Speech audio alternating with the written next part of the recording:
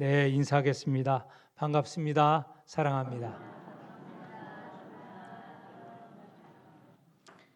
말씀을 전하기 전에 두 가지 먼저 전하겠습니다. 지난 주일 오후 찬양 예배 때 5교회 찬양대가 있었습니다. 모두 은혜로운 경험을 하셨죠? 네. 네, 모두들 잘하셨습니다. 각 교회마다 두 곡씩 부르는 찬양도 좋았고, 마지막에 5교회가 함께 찬양할 때는 막 소름이 돋았습니다. 그럴 정도로 감동이 있었고 감격이 있었던 찬양제였습니다. 찬양대원들 비롯해서 모든 수고하신 분들, 성도들께 감사를 드립니다. 내년에도 한다고 하죠. 3회가 영종교회에서, 4회가 신흥교회에서, 5회는 아마 자연적으로 대전제일교회에서 할 거라고 생각이 됩니다. 참 아름다운 전통이 이제 세워질 것 같습니다. 근데 제가 영광교회 목사라서 그런지 우리 교회 찬양이 제일 좋더라고요. 화음도 잘 맞고 정말 수고하셨습니다. 예, 다들 그러더군요. 두 번째입니다. 이 교회 전체적으로 말씀을 안 드렸는데 우리나라가 노벨 문학상을 받게 되었습니다. 한강이라는 소설가가 노벨 문학상을 받았습니다. 얼마나 이 상을 받게 된 것이 귀하고 또 감격스러운지, 제가 페이스북도 보고 SNS 보는데 다들 한강 작가와 이런저런 연관을 요만큼이라도 연결해서 자랑스러워 하더라고요. 저도 자랑스러워 할 게 조금은 있습니다. 제가 서울에 있을 때 교인 한 분이, 집사님이 가수예요. 그런데 이 가수인데 이분이 한강과 함께 노래를 부른 게 있어요. 그리고 CD에 이렇게 녹음이 되어서 판매도 된 게 있거든요. 네, 한강이 처음에 등단할 때는 시인으로 등단했습니다. 그러다가 소설을 쓰게 되고 소설로 노벨 문학상을 받지 않았습니까? 그런데 이분이 작곡도 잘하고 노래도 잘 불러요. 그래서 제가 아는 집사님 가수하고 이 한강이 같이 노래를 불렀는데 제가 그 노래를 20년 전에 듣고 한강이라는 사람을 알았어요. 저는 꽤 오래 알게 된 거죠. 그리고 제가 잘 아는 집사님과 화음으로 노래한 또 가수이기도 한 것 이미 알고 있었어요. 참 별짓 다 하죠. 어떻게 됐든 연관 지으려고 애를 씁니다. 애를 쓰죠. 내가 또 우리 각자가 한강과 어떻게 됐든 연관을 지으려고 합니다. 자랑스럽기 때문에 그렇지 않습니까? 그런데 한번 생각해 보십시오.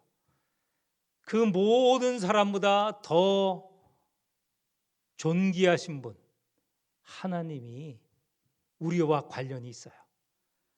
우리를 아시는 거예요. 저는 한강을 알기 위해서 한 사람을 건너서 아는데 그 존귀하신 분은 나를 직접 아세요. 누구시죠? 하나님이시죠. 하나님께서 우리를 아는 정도가 아니고 우리를 아들이라고 딸이라고 부르세요. 이게 얼마나 자랑스럽습니까? 이 자랑스러움이 늘 가슴에 담겨져 감격스러운 날이 이어지기를 축원합니다. 이렇게 해서 한강과 연결 지어봤습니다. 네, 참 자랑스러운 일입니다. 한번 소설 읽어보시면 좋을 것 같습니다. 저는 그분 소설 가운데 소년이 온다라는 소설을 2번 꼼꼼하게 읽어본 적이 있습니다. 그런데 이분 소설이 쉽지 않아요. 어렵거든요. 그래서 떡하니 읽고 이게 무슨 소설이야, 이게 무슨 노벨 문학상 감이야 이렇게 생각하지 마시고 차분하게 꼼꼼하게 읽어보시면 노벨 문학상 받은 작품을 우리는 원어로 읽는 그런 국민이 되었습니다. 그렇죠? 원어로 읽을 수 있어요, 우리도. 네. 오늘 말씀 설교 제목이 원수같이 되신 하나님입니다. 하나님이 무슨 원수냐? 하나님은 우리를 사랑하시는 분이시지. 원수가 아니고 사랑하시는 하나님, 우리를 사랑하시는 하나님, 이렇게 설교 제목을 써도 모자랄 판에 원수 되신 하나님, 이 얼마나 그 제목이 강합니까? 그런데 원수 될 수밖에 없는 하나님을 우리는 이제부터 만나게 됩니다. 오늘 읽은 본문 배경을 좀 알아야 되는데, 이 예레미야 애가가 쓰여진 배경은 유다 예루살렘이 망하고 난 뒤 그 망한 것을 본 예레미야 선지자가 슬픈 노래로 쓴 것입니다. 이건 슬픈 노래란 슬픈 노래의 시이죠. 5편의 시로 모아져 있습니다. 그게 1장, 2장, 3장, 4장, 5장 이렇게 되어 있습니다. 유다와 예루살렘이 멸망했습니다. 하나님의 백성 유다가 망한 것이죠. 근데 왜 망하게 됐는가? 이 망하게 된 원인이 우리가 이전에 읽었던 열왕기하 그리고 그 이전에 예레미야에서 말씀하고 있습니다. 유다가 망할 수밖에 없는 이유들이 있습니다. 크게는 2가지입니다. 하나님을 배반하고 우상을 섬겼다는 것이고, 성도들 간에, 다시 말해서 유다 백성들 사이에 서로 사랑하지 않고 그들이 서로 간에 미워하고 원수가 되었다는 것입니다. 이런 유다 예루살렘을 향하여서 하나님은 여러 차례 돌아오라고 하였습니다. 돌아오지 않으면 심판이 있을 거라고 여러 차례 말씀하셨습니다. 심판이 있을 거라는 말씀을 하시고도 하나님께서는 그 심판을 바로 내리지 아니하셨습니다. 그래서 하나님, 인자하신 하나님이시기도 하지만 노하기를 더디하시는 하나님이시다. 노하기를 더디하시기 때문에 유다와 예루살렘은 유지할 수 있었죠. 그러나 그렇게 돌아오라 돌아오라 외치시는 하나님의 말씀, 물론 선지자를 통하여서 말씀하셨습니다. 그런데 유다 예루살렘은 돌아가지 않았습니다. 마침내 하나님께서 그들을 심판하실 것을 결정하셨습니다. 다시 말씀드리지만 하나님만 사랑하라 했는데 그들은 우상을 섬겼어요. 하나님을 버리고 심지어는 하나님을 예배하는 하나님의 성전 예루살렘 성전에 이방 우상을 갖다 두고 거기에다가 절하였다는 것입니다. 그리고 백성들 사이에는 사실은 백성들이 서로 간에 다 형제 자매 아닙니까? 기온을 생각해 보십시오. 그들은 야곱의 후손들입니다. 야곱에게 12아들이 있고 그 12아들들의 후손들이 모여서 이스라엘을 형성하지 않았습니까? 유다 백성이라는 것은 그런 같은 형제 자매예요. 그런데 형제 자매 사이에 억누르고 짓밟고 무시하고 하는 일들이 이 유다 안에 번져 있었던 거예요. 하나님께서 이스라엘을 나의 백성이다.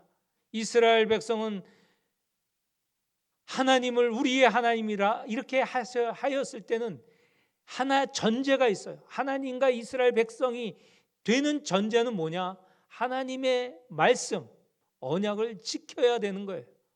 그런데 지금 이 유다 예루살렘은 그 언약을 지키지 않는 거예요. 그래서 하나님께서 징계를 하시는데 그 징계가 얼마나 혹독하였는지 우리가 읽은 본문 1절에서 5절에 보면 진노하셨다는 말이 여러 차례 나옵니다. 심지어는 그 진노가 3절에 보면 맹렬한 진노라고 하였습니다. 요 본문만 보면 하나님께서 사랑의 하나님이라고 하시는데 어떻게 이렇게 진노하실 수 있어? 이렇게 말할 수 있지만 우리가 읽었던 열왕기하 예레미야를 보면 이 진노 이미 있어야 될 진노인데 참으로 오래 참으셨다 하는 것을 우리가 알게 됩니다. 이 진노를 하시되 그 모습이 마치 원수가 진노하는 것처럼 그렇게 유다 예루살렘에게 진노하십니다. 그래서 오늘 본문 말씀에 따라서 설교 제목을 원수 같이 되신 하나님이라고 제목을 달았습니다. 4절에 보면 원수같이 그의 활을 당기고 누구에게 향하는 겁니까? 유다 예루살렘에게 향한 것이죠. 대적처럼 그의 오른손을 들고 서서 눈에 드는 아름다운 모든 사람 누구입니까? 유다 예루살렘입니다. 그들을 죽이셨으며 5절에는 주께서 원수같이 되어 이스라엘을 삼키셨으며 원수처럼 생각하시고 당신의 백성을 망하게 하셨다는 것이죠. 그런데 이 맹렬한 진노가 얼마나 철저한지 이후에 6절에서 쭉 언급을 하고 있는데 먼저는 이스라엘 백성, 유다 백성이 자기 자신을 다른 이에게 표현할 때 가장 우리는 이것을 자랑합니다. 내세웁니다. 이것이 바로 우리 유다를 말하는 우리 유다 백성을 정체성을 보여주는 것입니다 하는 게 예루살렘 성전입니다. 예루살렘 성전에는 하나님이 발판을 삼으셨다고 했어요. 예루살렘 성전 안에 언약궤가 있고 그 언약궤 뚜껑 위에 두 스랍이 형태가 이렇게 마주 보고 있는데 그 언약궤 판 위와 이 스랍 사이에 하나님께서 발판을 두셨다 하는 겁니다. 그 뜻은 하나님께서 예루살렘 성전에 그 지성소 위에 임재하신다. 하나님의 임재를 말하고 있는 것이죠. 이스라엘 백성, 유다 백성은 이 예루살렘 성전이 우리를 특징짓는 우리 백성을 특징짓는 거라고 했어요. 하나님이 우리의 하나님이시고 우리는 하나님의 백성이다 하는 것을 예루살렘 성전으로 말하고 있는데 하나님의 진노가 얼마나 큰지 그 예루살렘 성전이 완전히 부서졌어요. 파괴가 되었어요. 얼마나 무서운 일입니까? 이 예루살렘 성전을 두고 하나님께 이 유다 백성은 제사를 지냈습니다. 제물을 바쳤습니다. 그러기 위해서 제사장도 있죠. 그런데 이 예루살렘 성전이 없어지니 제사장이 무슨 의미가 있습니까? 제사를 지낼 곳이 없잖아요. 제사장 제도가 무너지는 거예요. 제물을 바칠 길이 없어요. 제물을 바치면서 자기들의 죄를 용서를 받고 하나님께 나아가고 만나는데 그게 없어진 거예요. 오늘로 말하면요, 우리 전체가 하나님이 없다라고 하는 것과 같은 현상이 일어난 거예요. 당장 내 자신이 어떻게 생각됐습니까? 하나님이 없다라고 온 세상에 선포가 되면 내가 어떻게 살아가겠습니까? 절망하지 않겠어요? 너무 어둡지 않겠어요? 그런 상황이 벌어졌다는 겁니다. 뿐만 아닙니다. 지금 하나님께서 이스라엘 그 유다에게 왕을 세워서 그 왕을 통하여서 이 나라를 다스리게 하고 이 나라가 평안케 하였습니다. 그런데 왕이 사라진 것이죠.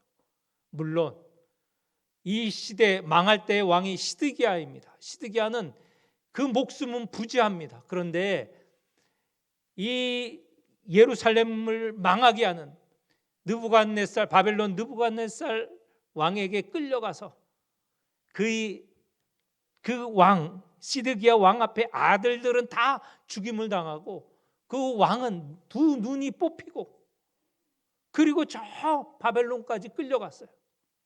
그리고 왕이란 제도가 없어졌죠. 나라가 망하였는데 무슨 왕이 있겠습니까? 자기들을 다스릴 왕이 없어진 거예요. 또 예언자가 사라졌습니다. 오늘 성경 본문 자세히 보면 예언자의 예언이 사라졌다고 하였어요. 하나님의 말씀을 듣고 너희들은 하나님께 범죄하였으니 돌아오라. 그러면 하나님께서 받아주실 것이다.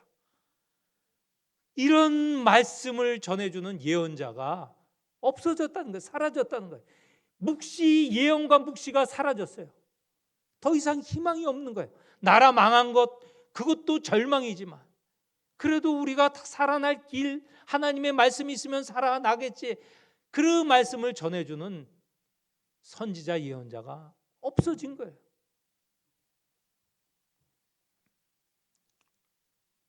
거기다가 주변의 여러 나라, 이 예루살렘이 망한 것을 보고 비방하고 조롱하였습니다. 너희들이 이전에는 이 예루살렘을 온전한 영광이라고 불렀고 모든 세상 사람들의 기쁨이라고 불렀던 이 예루살렘 이더냐? 예루살렘이 온전한 영광이란 게 뭐냐면 하나님이 계시고 그로 인하여서 그 영광이 가득한, 또 하나님의 백성이 거주하고 있어서 영광을 받을 만한 그런 성이었는데 이렇게 파괴되니 니네들이 부른 그 말은 무슨 말이냐? 무슨 기쁨이 가득했던 성이냐? 지금 여기에는 다 무너지고 울고 애통하는 것만 있는데 무슨 기쁨의 성이냐? 이렇게 조롱을 하였습니다. 예루살렘 철저하게 무너졌습니다. 그들이 우리는 하나님의 백성이요, 하나님께서 이곳에 임하시고 우리를 돌보신다 하는 이 모든 기대의 희망이 다 무너졌어요. 엄청난 일이죠. 그러나 이 파괴, 멸망은 마땅히 벌어져야 할 일이었습니다. 처음에 말씀드렸던 것처럼 유다 백성이 하나님의 말씀을 듣지 않은 거예요. 하나님만 섬기고 너희들끼리는 서로 사랑의 관계를 유지하라고 한 그 모든 것을 다 깨뜨린 겁니다. 그러고도 그들은 하나님의 성전을 두고 자부하고 스스로 높아졌던 거예요. 이게 얼마나 큰 모순이에요. 하나님을 높이고 하나님을 섬기고 하나님의 성전을 자랑했다면 그 말씀대로 하나님의 말씀을 들어야죠. 하나님만 섬기고 서로 간에 사랑하는 관계가 되어야 되죠. 그런데 자부하는 것과 실질적으로 자신들의 생활은 너무 다른 모습이에요. 그걸 말해서 외식이라고 하죠. 외식. 너무 겉과 속이 다른 모습. 교만하고 외식하고 하는 것 때문에 멸망하게 되었다는 것입니다. 2장 뒷부분에 우리가 읽지는 않았지만 뒷부분에 가면 하나님께서 하신 이 일, 그것은 마땅하다고 고백합니다. 하나님은 의로우시기 때문에 그 의로우신 하나님께서 그동안 참으셨지만 마침내 심판하셨다. 이 심판하신 것이 불의하지 않고 의로우신 행위였다라고 기도를 통하여 고백합니다. 그러면 이제 모든 것이 끝났죠. 더 이상 무슨 희망이 있습니까? 성벽이 무너지고 성전이 무너지고 나라가 망하였고 백성은 끌려가고 똑똑하다는 사람들은 다 이방 땅으로 끌려가고 이제 아무런 희망이 없어질 뻔했습니다. 그런데 이런 멸망, 파괴, 절망 가운데서도 하나의 역설적이지만 희망이 솟아오릅니다. 나라는 망하였지만 이 유다 백성이 기도할 분은 여전히 살아계십니다. 오늘 2장 20절에서 22절까지 보면 이 멸망한 상황을 보고 예레미야가 애통하면서도 기도합니다. 누구에게? 하나님에게. 나라는 망하였지만 하나님은 살아계시는 거예요. 기도할 대상이 여전히 있는 겁니다. 근데 그 기도의 내용을 보면 예레미야가 지금 이 망한 상황을 감당하기가 어려워요. 이렇게 이방 바벨론을 보내어서 철저하게 파괴시켜셨는데, 그래서 20절에 이렇게 말합니다. 여호와여 보시옵소서, 주께서 누구에게 이렇게 행하셨는지요. 그 누구인가 바라보면 좀 억울한 사람들이에요. 예를 들면 여인들이 어찌 자기 열매 곧 그들이 낳은 아이들을 먹으며, 이 예루살렘 성이 파괴가 되는데 무려 1년 6개월이 걸립니다. 예루살렘 성이 정말 강고한 요새였어요. 그래서 아무리 이 힘으로 신을 삼는 바벨론 군일지라도 바로 함락을 못합니다. 1년 6개월이 걸렸어요. 그러니 예루살렘 성의 식량들이 다 없어졌어요. 그래서 심지어 여인들이 어찌 자기 열매 곧 그들이 낳은 아이들을 먹으며, 왜 이런 비극이 생깁니까? 왜 아이들이 그 낳은 어미가 잡아먹는 이런 상황이 생겼습니까? 제사장들과 선지자들이 어찌 주의 성소에서 죽임을 당하오리이까? 거룩한 성, 그 성 안에서 어찌 피 흘리는 이런 비극이 일어나게 됩니까? 이렇게 묻습니다. 늙은이와 젊은이가 길바닥에 엎어졌습니다. 내 처녀들과 청년들이 칼에 쓰러졌습니다. 어떻게 아무리 심판하시지만 이렇게까지 심판하십니까? 주께서 진노의 날에 죽이시되 긍휼히 여기지 아니하시고 도륙하셨나이다. 저는 이 도륙이라는 말에 탁 가슴을 찌르는 느낌이 있었습니다. 도륙이라는 게 뭡니까? 사람이나 짐승이나 그 이유를 가리지 않고 함부로 죽이는 게 도륙하는 것 아닙니까? 하나님께서 아무리 심판하시지만 어떻게 이 여인과 아이, 그리고 제사장과 선지자들, 그리고 젊은이와 이들을 이렇게 도륙하십니까? 여기에 대해서 예레미야가 하나님께 질문하면서 기도하는 거예요. 이 내용을 보면 하나님께서 하신 일이 지나친 것처럼 보입니다. 우리가 절망할 때가 있습니다.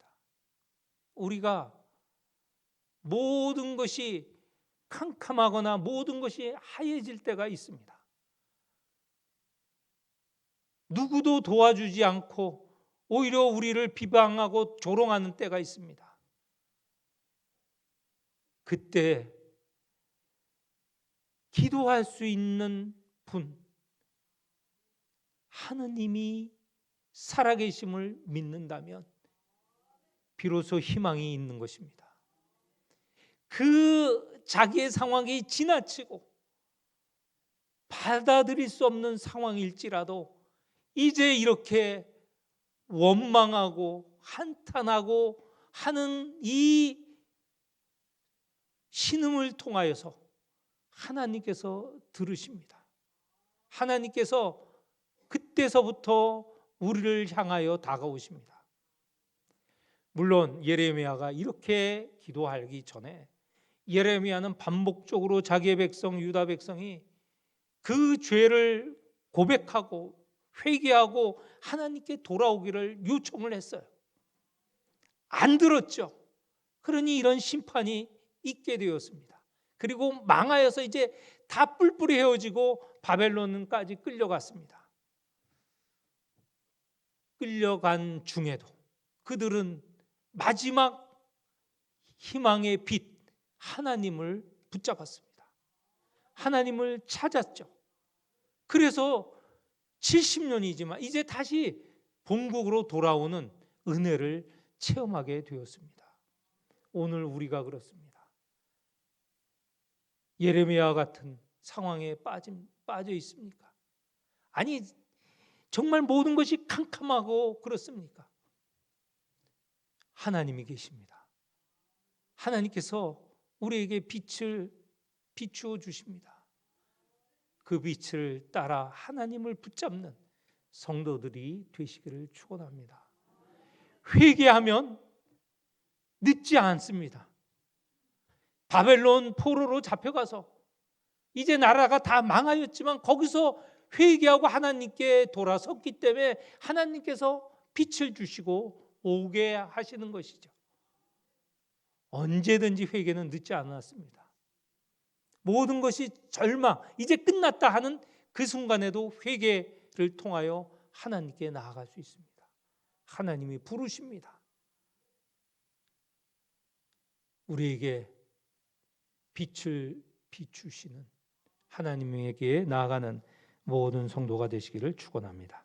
기도하겠습니다. 하나님 아버지, 참으로 온 세상이 캄캄할 때도 하나님께서는 회개하고 나아가는 우리에게 빛을 비추어 주시고 살아갈 길을 열어주시고 따라갈 길을 보여주십니다.